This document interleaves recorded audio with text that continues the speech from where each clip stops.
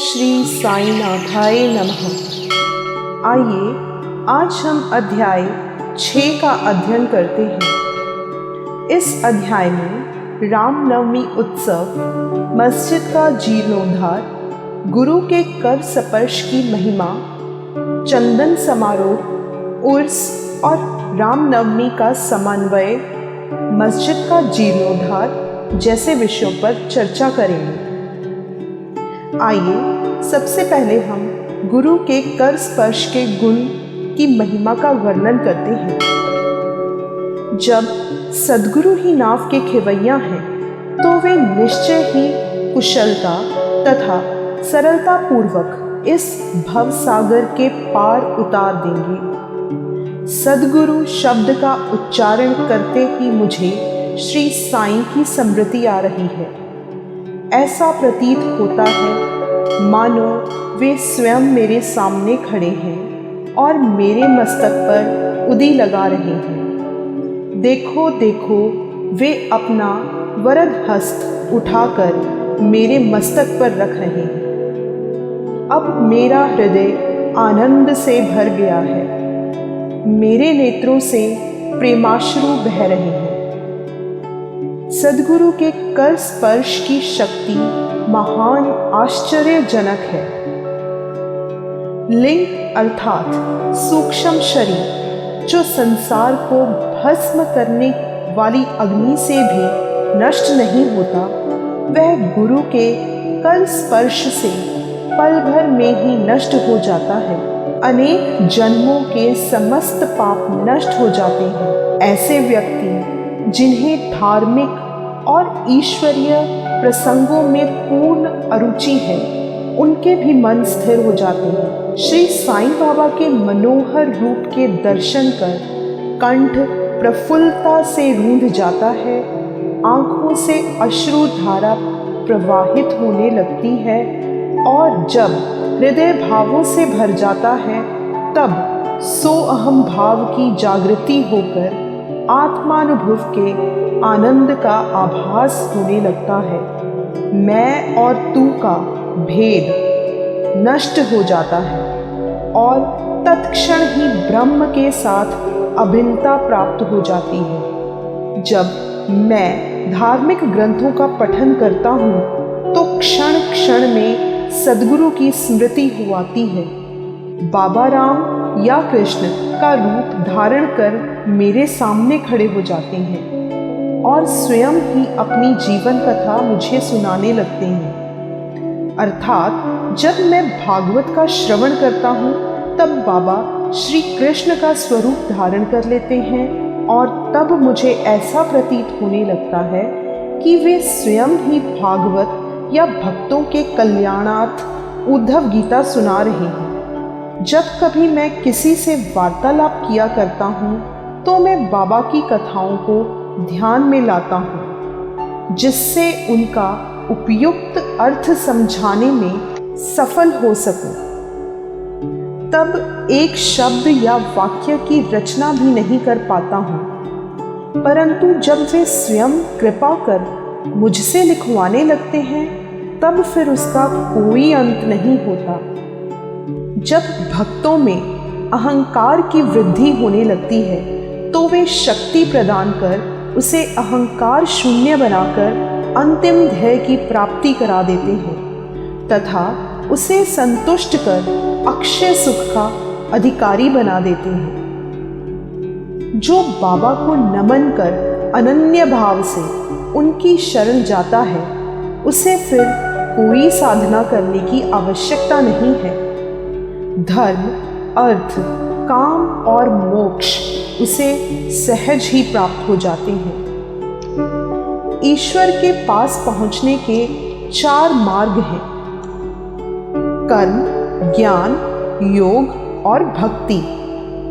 इन सब में भक्ति मार्ग अधिक कंटकाकीर्ण गड्ढों और खाइयों से परिपूर्ण है, परंतु यदि सद्गुरु पर विश्वास कर गड्ढों और खाइयों से बचते और पदानुक्रमण करते हुए सीधे अग्रसर होते जाओगे, तो तुम अपने ध्येय अर्थात ईश्वर तक आसानी से पहुंच जाओगे। श्री साईं बाबा ने निश्चयात्मक स्वर में कहा है कि स्वयं ब्रह्म और उनकी विश्व को उत्पत्ति, रक्षण और लय करने आदि की भिन्न भिन्न शक्तियों के पृथकत्व में भी एकत्व है। इसे ही ग्रंथकारों ने दर्शाया है। भक्तों के कल्याणार्थ श्री साईं बाबा ने स्वयं जिन वचनों से आश्वासन दिया था उनको नीचे उद्धृत किया जाता है। मेरे भक्तों के घर अन्न तथा वस्त्रों का कभी अभाव नहीं होगा। यह मेरा वैशिष्ट्य है कि जो भक्त मेरी शरण में आ जाते हैं और अंतःकरण से मेरे उपासक हैं, उनके कल्याणार्थ मैं सदैव चिंतित रहता हूँ। कृष्ण भगवान ने भी गीता में यही समझाया है। इसलिए भोजन तथा वस्त्र के लिए अधिक चिंता ना करो। यदि कुछ मांगने की अभिलाषा है तो ईश्वर को ही मांगो। सांसारिक मान व उपाधियां त्याग कर ईश कृपा तथा अभय ज्ञान प्राप्त करो और उन्हीं के द्वारा सम्मानित हो। सांसारिक साधनों के कुपथगामी मत बनो। अपने इष्ट को दृढ़ता से पकड़े रहो। समस्त इंद्रियों और मन को ईश्वर चिंतन में ही प्रवृत्त रखो। किसी पदार्थ से आकर्षित न हो। सदैव मेरे स्मरण में मन को लगाए रखो ताकि वह देह, संपत्ति व ऐश्वर्य की ओर प्रवृत्त न हो। तब चित्त स्थिर, शांत व निर्भय हो जाएगा। इस प्रकार की मनः स्थिति प्राप्त होना इस बात का प्रतीक है कि वह सुसंगति में है। यदि चित्त की चंचलता नष्ट न हुई तो उसे एकाग्र नहीं किया जा सकता। बाबा के उपर्युक्त शब्दों को उद्धृत कर ग्रंथकार शिरडी के रामनवमी उत्सव का वर्णन करता है। शिरडी में मनाए जाने वाले उत्सवों में रामनवमी अधिक धूमधाम से मनाई जाती है। अतएव इस उत्सव का पूर्ण विवरण जैसा कि साईं लीला पत्रिका 1925 के पृष्ठ 197 पर प्रकाशित हुआ था, यहाँ संक्षेप में दिया जाता है। आइए इसका प्रारंभ करते हैं। कोपर गांव में श्री गोपाल राव गुंड नाम के एक इंस्पेक्टर थे। वे बाबा के परम भक्त थे। उनकी 3 स्त्रियां थीं, परंतु एक के भी संतान न थी। श्री साईं बाबा की कृपा से उन्हें एक पुत्र रत्न की प्राप्ति हुई। इस हर्ष के उपलक्ष्य में सन 1897 में उन्हें विचार आया कि शिरडी में मेला अथवा उर्स भरवाना चाहिए। उन्होंने यह विचार शिरडी के अन्य भक्त तात्या पाटिल, दादा पोते पाटिल और माधवराव के समक्ष विचारणार्थ प्रकट किया। उन सभी को यह विचार अति रुचिकर प्रतीत हुआ तथा उन्हें बाबा की स्वीकृति भी और आश्वासन भी प्राप्त हो गया। उर्स भरने के लिए सरकारी आज्ञा आवश्यक थी। इसलिए एक प्रार्थना पत्र कलेक्टर के पास भेजा गया, परंतु ग्राम कुलकर्णी यानी पटवारी के आपत्ति उठाने के कारण स्वीकृति प्राप्त न हो सकी। परंतु बाबा का आश्वासन तो प्राप्त हो ही चुका था, अतः पुनः प्रयत्न करने पर स्वीकृति प्राप्त हो गई। बाबा की अनुमति से रामनवमी के दिन उर्स भरना निश्चित हुआ। ऐसा प्रतीत होता है कि कुछ निष्कर्ष ध्यान में रखकर ही उन्होंने ऐसी आज्ञा दी, अर्थात उर्स व रामनवमी के उत्सवों का एकीकरण तथा हिंदू मुस्लिम एकता, जो भविष्य की घटनाओं से ही स्पष्ट है कि यह ध्येय पूर्ण रूप से सफल हुआ। प्रथम बाधा तो किसी प्रकार हल हुई। अब द्वितीय कठिनाई जल के अभाव की उपस्थित हुई। शिरडी तो एक छोटा सा ग्राम था और पूर्व काल से ही वहाँ जल का अभाव बना रहता था। गांव में केवल 2 कुएं थे जिनमें से एक तो प्रायः सूख जाया करता था और दूसरे का पानी खारा था। बाबा ने उसमें फूल डालकर उसके खारे जल को मीठा बना दिया, लेकिन एक कुएं का जल कितने लोगों को पर्याप्त हो सकता था? इसलिए तात्या पाटिल ने बाहर से जल मंगवाने का प्रबंध किया। लकड़ी व बांसों की कच्ची दुकानें बनाई गई तथा कुश्तियों का भी आयोजन किया गया। गोपर राव गुंड के एक मित्र दामू अण्णा कासार अहमदनगर में रहते थे। वे भी संतानहीन होने के कारण दुखी थे। श्री साईं बाबा की कृपा से उन्हें भी एक पुत्र रत्न की प्राप्ति हुई थी। श्री गुंड ने उनसे एक ध्वज देने को कहा। एक ध्वज जागीरदार श्री नाना साहेब निमोणकर ने भी दिया। ये दोनों ध्वज बड़े समारोह के साथ गांव में से निकाले गए और अंत में उन्हें मस्जिद, जिसे बाबा द्वारका माई के नाम से पुकारते थे, उसके कोनों पर फहरा दिया गया। यह कार्यक्रम अभी भी पूर्ववत ही चल रहा है। आइए अब चंदन समारोह का अध्ययन करते हैं। इस मेले में एक अन्य कार्यक्रम का भी श्री गणेश हुआ, जो चंदनोत्सव के नाम से प्रसिद्ध है। यह कोरहल के एक मुस्लिम भक्त श्री अमीर शक्कर दलाल के मस्तिष्क की सूझ थी। प्रायः इस प्रकार का उत्सव सिद्ध मुस्लिम संतों के सम्मान में ही किया जाता है। बहुत सा चंदन घिसकर और बहुत सी चंदन धूप थालियों में भरी जाती है तथा लोबान जलाते हैं और अंत में उन्हें मस्जिद में पहुंचाकर जुलूस समाप्त हो जाता है। थालियों का चंदन और धूप नीम पर और मस्जिद की दीवारों पर डाल दिया जाता है। इस उत्सव का प्रबंध प्रथम 3 वर्षों तक श्री अमीर शक्कर ने किया और उसके पश्चात उनकी धर्म पत्नी ने किया। इस प्रकार हिंदुओं द्वारा ध्वज व मुसलमानों के द्वारा चंदन का जुलूस एक साथ चलने लगा और अभी तक उसी तरह से चल रहा है। प्रबंध। रामनवमी का दिन श्री साईं बाबा के भक्तों को अत्यंत ही प्रिय और पवित्र है। कार्य करने के लिए बहुत से स्वयं सेवक तैयार हो जाते थे और वे मेले के प्रबंध में सक्रिय भाग लेते थे। बाहर के समस्त कार्यों का भार तात्या पाटिल और भीतर के कार्यों को श्री साईं बाबा की एक परम भक्त महिला राधा कृष्ण माई संभालती थी। इस अवसर पर उनका निवास स्थान अतिथियों से परिपूर्ण रहता और उन्हें सब लोगों की आवश्यकताओं का भी ध्यान रखना पड़ता था। साथ ही वे मेले की समस्त आवश्यक वस्तुओं का भी प्रबंध करती थी। दूसरा कार्य जो वे स्वयं खुशी से किया करती थी वह था मस्जिद की सफाई करना, चूना पोतना आदि। मस्जिद की फर्श तथा दीवारें निरंतर धूनी जलने के कारण काली पड़ गई थी। जब रात्रि को बाबा चावड़ी में विश्राम करने चले जाते तब यह कार्य वे कर लिया करती थी। समस्त वस्तुएं धूनी सहित बाहर निकालनी पड़ती थी और सफाई व पुताई हो जाने के पश्चात पूर्ववत सजा दी जाती थी।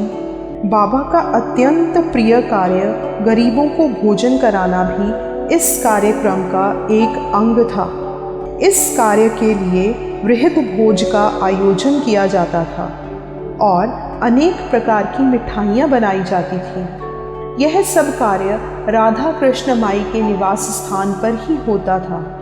बहुत से धनाढ्य व श्रीमंत भक्त इस कार्य में आर्थिक सहायता पहुंचाया करते थे। आइए अब जानते हैं उर्स का रामनवमी के त्योहार में समन्वय कैसे हुआ। सब कार्यक्रम इसी तरह उत्तम प्रकार से चलता रहा और मेले का महत्व शनहे शनहे बढ़ता ही गया। सन 1911 में एक परिवर्तन हुआ। एक भक्त कृष्णराव जोगेश्वर भीष्म, जो कि श्री साईं लीला सगुणोपासना के लेखक हैं, अमरावती के दादा साहेब खापरडे के साथ मेले के एक दिन पूर्व शिरडी के दीक्षित वाड़े में ठहरे। जब वे दालान में लेटे हुए विश्राम कर रहे थे तब उन्हें एक कल्पना सूझी। इसी समय श्री लक्ष्मण राव उपनाम काका महाजनी पूजन सामग्री लेकर मस्जिद की ओर जा रहे थे। उन दोनों में विचार विनिमय होने लगा और उन्होंने सोचा कि शिरडी में उर्स व मेला ठीक रामनवमी के दिन ही भरता है। इसमें अवश्य ही कोई गूढ़ रहस्य निहित है। रामनवमी का दिन हिंदुओं को बहुत ही प्रिय है। कितना अच्छा हो यदि रामनवमी उत्सव अर्थात श्री राम का जन्म दिवस का भी श्री गणेश कर दिया जाए। काका महाजनी को यह विचार रुचिकर प्रतीत हुआ। अब मुख्य कठिनाई हरिदास के मिलने की थी, जो इस शुभ अवसर पर कीर्तन व ईश्वर गुणानुवाद कर सके। परंतु भीष्म ने इस समस्या को हल कर दिया। उन्होंने कहा कि मेरा स्वचरित राम आख्यान, जिसमें राम जन्म का वर्णन है, तैयार हो चुका है। मैं उसका ही कीर्तन करूँगा और तुम हारमोनियम पर साथ करना, और राधा कृष्ण माई सुंठ वड़ा यानी सौंठ का शक्कर मिश्रित चूर्ण तैयार कर देंगी। तब वे दोनों शीघ्र ही बाबा की स्वीकृति प्राप्त करने के लिए मस्जिद को गए। बाबा तो अंतर्यामी थे, उन्हें तो सब ज्ञान था कि वाड़े में क्या क्या हो रहा है। बाबा ने महाजनी से प्रश्न किया कि वहाँ क्या चल रहा था। इस आकस्मिक प्रश्न से महाजनी घबरा गए और बाबा के शब्दों का अभिप्राय न समझ सकने के कारण वे स्तब्ध खड़े हो गए। तब बाबा ने भीष्म से पूछा कि क्या बात है। भीष्म ने रामनवमी उत्सव मनाने का विचार बाबा के समक्ष प्रस्तुत किया तथा स्वीकृति देने की प्रार्थना की। बाबा ने भी सहर्ष अनुमति दे दी। सभी भक्त हर्षित हुए और राम जन्मोत्सव बनाने की तैयारियां करने लगे। दूसरे दिन रंग बिरंगी झंडियों से मस्जिद सजा दी गई। श्रीमती राधा कृष्ण माई ने एक पालना लाकर बाबा के आसन के समक्ष रख दिया और फिर उत्सव प्रारंभ हो गया। भीष्म कीर्तन करने को खड़े हो गए और महाजनी हारमोनियम पर उनका साथ करने लगे। तभी बाबा ने महाजनी को बुलवा भेजा। यहाँ महाजनी शंकित थे कि बाबा उत्सव मनाने की आज्ञा देंगे भी या नहीं। परंतु जब वे बाबा के समीप पहुँचे तो बाबा ने उनसे प्रश्न किया, यह सब क्या है? यह पालना क्यों रखा गया है?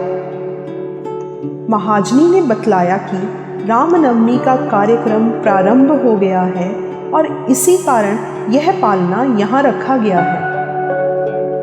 बाबा ने निम्बर पर से 2 हार उठाए। उनमें से एक हार तो उन्होंने काका जी के गले में डाल दिया तथा दूसरा भीष्म के लिए भेज दिया। अब कीर्तन प्रारंभ हो गया था। कीर्तन समाप्त हुआ तब श्री राजा राम की उच्च स्वर से जय जयकार हुई। कीर्तन के स्थान पर गुलाल की वर्षा की गई। जब हर कोई प्रसन्नता से झूम रहा था तब अचानक ही एक गरजती हुई ध्वनि उनके कानों पर पड़ी। वस्तुतः जिस समय गुलाल की वर्षा हो रही थी तो उसके कारण कुछ कण अनायास ही बाबा की आंख में चले गए। तब बाबा एकदम क्रुद्ध होकर उच्च स्वर में अपशब्द कहने लगे और कोसने लगे। यह दृश्य देखकर सब लोग भयभीत होकर सिटपिटाने लगे। बाबा के स्वभाव से भली भांति परिचित अंतरंग भक्त भला इन अपशब्दों का कब बुरा मानने वाले थे। बाबा के इन शब्दों तथा वाक्यों को उन्होंने आशीर्वाद समझा। उन्होंने सोचा कि आज राम का जन्मदिन है, अतः रावण का नाश, अहंकार एवं दुष्ट प्रवृत्ति रूपी राक्षसों के संहार के लिए बाबा को क्रोध उत्पन्न होना सर्वथा उचित ही है। इसके साथ साथ उन्हें यह विदित था कि जब कभी भी शिरडी में कोई नवीन कार्यक्रम रचा जाता था तब बाबा इसी प्रकार कुपित हो ही जाया करते थे, इसलिए वे सब स्तब्ध ही रहे।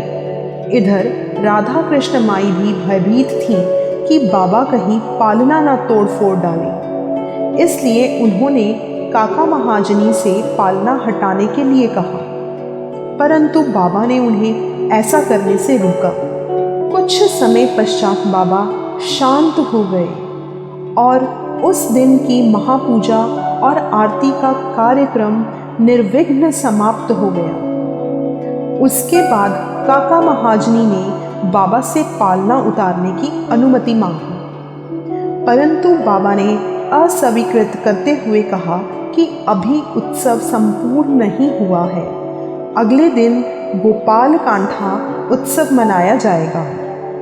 जिसके पश्चात बाबा ने पालना उतारने की आज्ञा दे दी।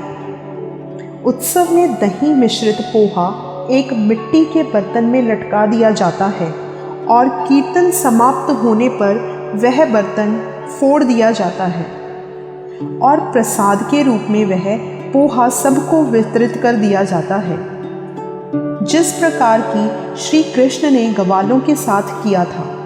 रामनवमी उत्सव इसी तरह दिन भर चलता रहा।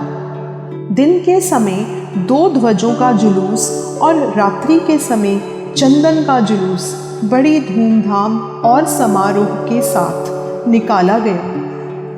इस समय के पश्चात ही उर्स रामनवमी के उत्सव में परिवर्तित हो गया। अगले वर्ष सन 1912 से रामनवमी के कार्यक्रमों की सूची में वृद्धि होने लगी। श्रीमती राधा कृष्ण माई ने चैत्र की प्रतिपदा से नाम सप्ताह प्रारंभ कर दिया। लगातार दिन रात 7 दिन तक भगवत नाम लेना नाम सप्ताह कहलाता है। सब भक्त इसमें बारी बारी से भाग लेते थे। वे भी प्रातःकाल सम्मिलित हो जाया करती थीं। देश के सभी भागों में रामनवमी का उत्सव मनाया जाता है, इसलिए अगले वर्ष हरिदास से मिलने की कठिनाई पुनः उपस्थित हुई, परंतु उत्सव के पूर्व ही यह समस्या हल हो गई। 5-6 दिन पूर्व श्री महाजनी की बाला बुआ से अकस्मात भेंट हो गई। बुआ साहिब आधुनिक तुकाराम के नाम से प्रसिद्ध थे और इस वर्ष कीर्तन का कार्य उन्हें ही सौंपा गया। अगले वर्ष सन 1913 में श्री हरिदास सातारा जिले के बाला बुआ सातारकर बृहद सिद्ध कवटे ग्राम में प्लेग का प्रकोप होने के कारण अपने गांव में हरिदास का कार्य नहीं कर सकते थे। इस वर्ष वे शिरडी में आए। काका साहेब दीक्षित ने उनके कीर्तन के लिए बाबा से अनुमति प्राप्त की। बाबा ने भी उन्हें यथेष्ट पुरस्कार दिया। सन 1914 से हरिदास की कठिनाई बाबा ने सदैव के लिए हल कर दी। उन्होंने यह कार्य स्थायी रूप से दास गुरु महाराज को सौंप दिया।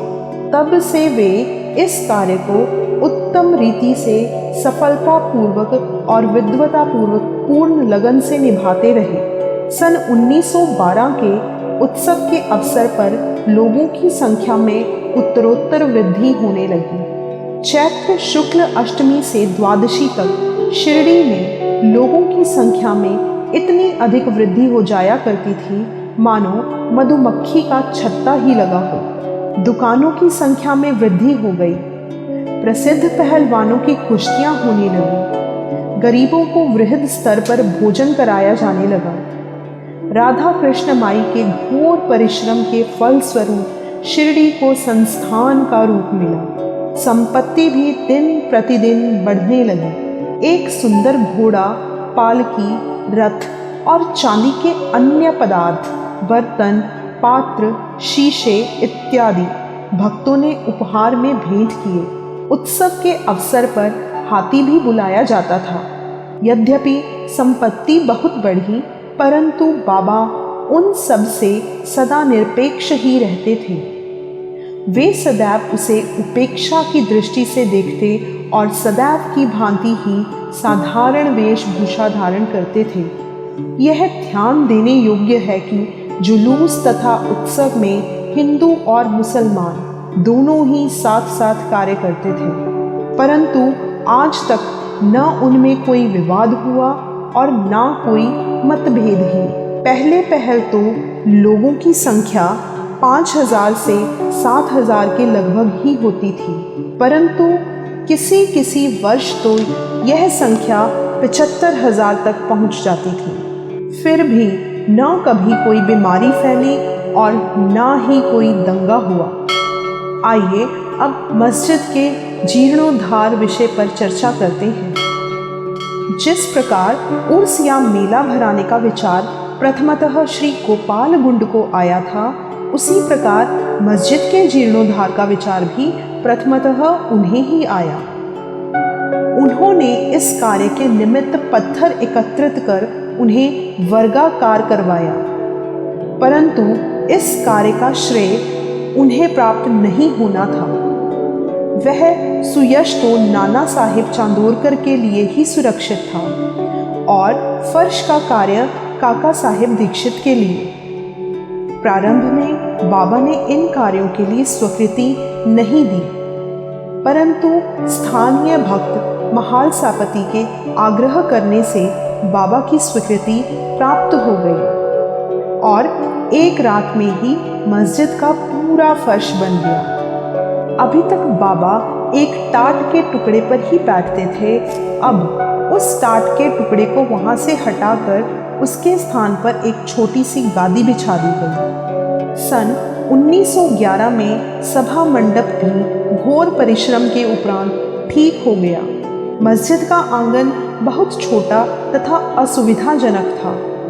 काका साहिब दीक्षित आंगन को बढ़ाकर उसके ऊपर छप्पर बनवाना चाहते थे। यथेष्ट द्रव्य राशि व्यय कर उन्होंने लोहे के खंभे, बल्लियां व कैंचियां मोल ली और कार्य भी प्रारंभ हो गया। दिन रात परिश्रम कर भक्तों ने लोहे के खंभे जमीन में गाड़े। जब दूसरे दिन बाबा चावड़ी से लौटे, उन्होंने उन खंभों को उखाड़ फेंक दिया और अति क्रोधित हो गए। वे एक हाथ से खंभा पकड़कर उसे उखाड़ने लगे और दूसरे हाथ से उन्होंने तात्या का साफा उतार लिया और उसमें आग लगाकर गड्ढे में फेंक दिया। बाबा के नेत्र जलते हुए अंगारे के सदृश लाल हो गए। किसी को भी उनकी ओर आंख उठाकर देखने का साहस नहीं होता था। सभी बुरी तरह से भयभीत होकर विचलित होने लगे कि अब क्या होगा। भागोजी शिंदे, जो कि बाबा के एक कोढ़ी भक्त थे, कुछ साहस कर आगे बढ़े, पर बाबा ने उन्हें धक्का देकर पीछे ढकेल दिया। माधवराव की भी वही गति हुई। बाबा उनके ऊपर भी ईंट के ढेले फेंकने लगे। जो भी उन्हें शांत करने आया, उसकी वही दशा हुई।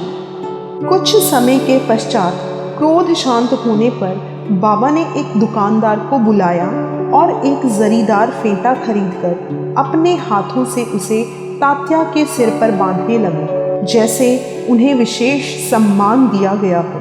यह विचित्र व्यवहार देखकर भक्तों को आश्चर्य हुआ। वे समझ नहीं पा रहे थे कि किस अज्ञात कारण से बाबा इतने क्रोधित हुए। उन्होंने तात्या को क्यों पीटा और तत्क्षण ही उनका क्रोध क्यों शांत हो गया। बाबा कभी कभी अति गंभीर तथा शांत मुद्रा में रहते थे और बड़े प्रेम पूर्वक वार्तालाप किया करते थे, परंतु अनायास ही बिना किसी गोचर कारण वे क्रोधित हो जाया करते थे। ऐसी अनेक घटनाएं देखने में आ चुकी हैं, परंतु मैं इसका निर्णय नहीं कर सकता कि उनमें से कौन सी लिखूं और कौन सी छोड़ूं। अतः जिस क्रम से वे याद आती जाएंगी, उसी प्रकार उनका वर्णन किया जाएगा। अगले अध्याय में बाबा यवन हैं या हिंदू, इसका विवेचन किया जाएगा तथा उनके योग, साधन, शक्ति और अन्य विषयों पर भी विचार किया जाएगा। ओम श्री सद्गुरु साईनाथार्पणमस्तु। शुभम भवतु। सप्ताह परायण प्रथम विश्राम अध्याय 6 संपूर्ण। उच्चारण में अगर कहीं कोई कमी रह गई हो तो मैं उसके लिए क्षमा प्रार्थी हूँ। ओम श्री साईनाथाय नमः।